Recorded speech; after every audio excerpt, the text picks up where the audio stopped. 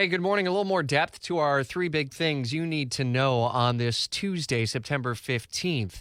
September, typically the wettest month of the year in Northeast Florida, proving to be that. Chief Meteorologist Mike Burrish tracking our 10th consecutive day of at least measurable rainfall at the airport and in many other neighborhoods. And it looks like this wetter than normal, if you will, weather pattern is going to continue. There's one day this weekend, Saturday, that maybe we see a bit of a wind shift and most neighborhoods go a little bit dry, but it's going to be short-lived as we're back to a very wet pattern. You're wondering impacts from tropical systems. We have Teddy and Vicky and Sally and Paulette all in the tropics and in the Atlantic Basin. Really, only Hurricane Sally is threatening the lower 48, and that could have a significant threat from areas around Pensacola in the Panhandle all the way into Pascagoula and New Orleans and everywhere in between with flooding and storm surge potential.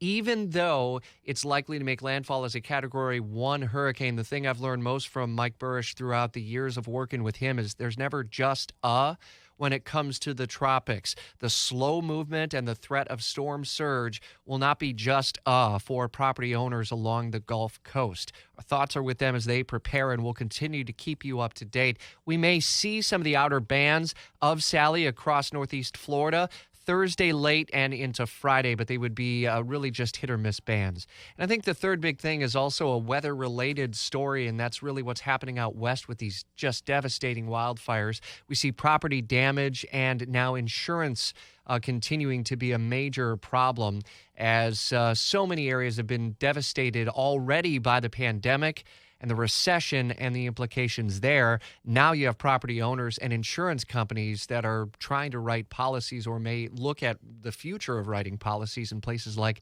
California, Oregon, and elsewhere.